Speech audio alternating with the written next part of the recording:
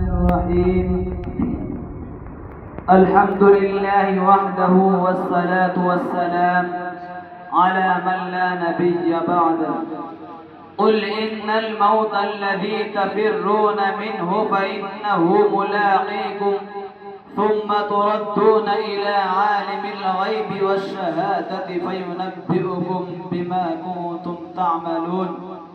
وقال النبي صلى الله عليه وسلم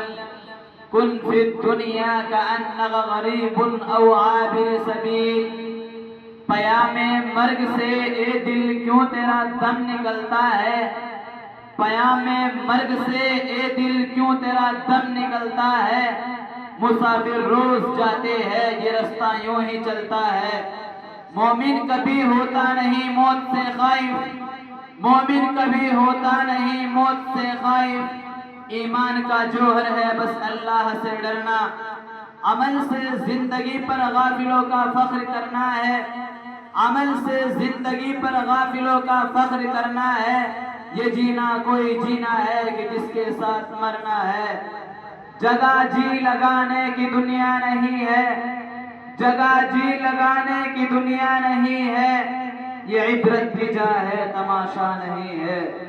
ایک دن مرنا ہے آخر موت ہے ایک دن مرنا ہے آخر موت ہے کر لے جو کرنا آخر موت ہے میرے بھائی اور دوستو موت ہر جاندار کے لیے کتنا بھیانک اور کیسا خطرناک لفظ ہے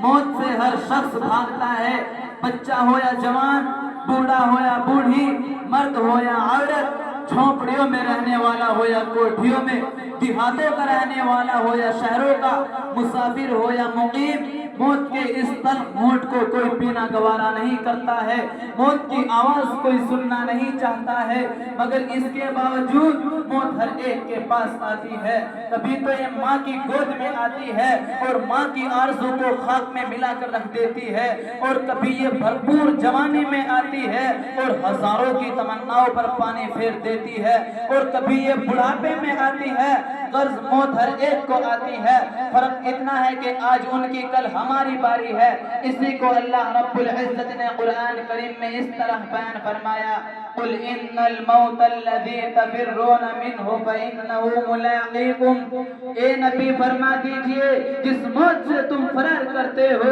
وہ کہیں ضرور ملے گی اور تمہیں اس مالک کی طرف لوٹنا ہے جو تمہارے ظاہر و باطن اور اندر و باہر کا علم رکھتا ہے اور تمہیں کل قیامت کے دن جس میں اولین آخرین جمع ہوں گے اور نفسی نفسی کا عالم ہوگا اور تمہارے اعمال سے تنبیہ کرے گا اور اگر تم نے خدا اور اس کے رسول کی اطاعت و فرما برداری میں زندگی گزاری تو نامہ اعمال تمہارے دائیں ہاتھ میں دیا جائے گا اور فرشتوں سے کہا جائے گا جاؤ اس جنت میں داخل کر دو اور یہ پیغام سنا دو کہ اب کبھی بھی تمہیں موت نہیں آئے گی اور اگر تم نے خدا اور اس کے رسول کے قانون کو توڑ کر مخلوق خدا کو تکلیف دینے میں زندگی گزاری اور تم نے حلال کو حلال اور حرام کو حرام نہیں سمجھاتا رشوت اور سود سے اپنی جیب کو بھرا تھا یتیم اور بیواؤں کی دولت پر ڈاکہ زنی کی تھی تو کل قیامت کے دن ناکامی کا جھنڈا پیچھے کی طرف سے بائیں ہاتھ میں پکڑایا جائے گا اور فرشتوں سے کہا جائے گا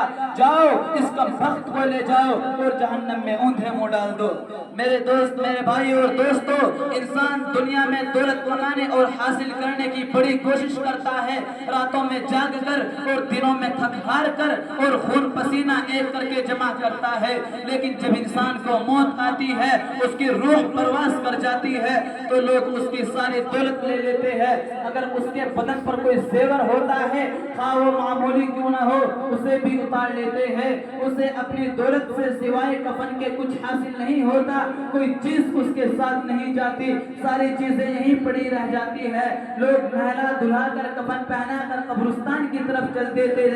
دیتے ہیں اور قبر میں دفنا کر سارے لوگ واپس چلے آتے ہیں کوئی اس کے ساتھ نہیں رہتا آج دنیا کی کوئی چیز اس کے ساتھ نہیں ہے صرف ایک چیز اس کے ساتھ ہے وہ اس کے اعمال ہے خواہ اچھے ہو یا برے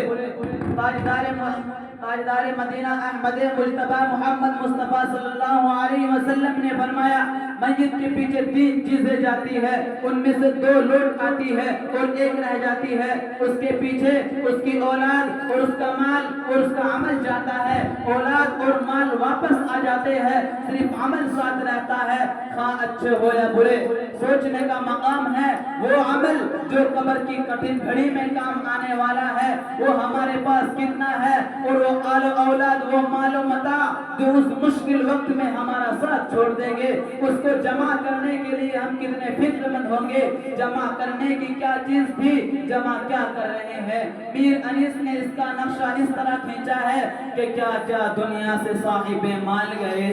کہ کیا کیا دنیا سے صاحب مال گئے، نہ دولت ساتھ گئی نہ اطفال گئے۔ پہنچات الحد تک آئے سب لوگ، پہنچات الحد تک آئے سب لوگ، ہمراہ کر گئے تو اعمال گئے۔ آج کا انسان یہ سوچ رہا ہے کہ ابھی تو جوانی ہے، کچھ اس سے فائدہ اٹھانے دو، جب داڑھی پک جائے گی تو ہم بھی تمہاری طرح نماز پڑھ دیا کریں گے اور روزہ رکھ لیا کریں گے۔ حالانکہ وہ جانتا ہے کہ جب انسان کو موت آتی ہے تو ماں کی گود میں بھی آ سکتی ہے اور بھرپور جوانی میں بھی آ سکتی ہے۔ موت نہ تو کسی کی جوانی دیکھتی ہے اور نہ ہی حسرت و یاس دیکھتی ہے۔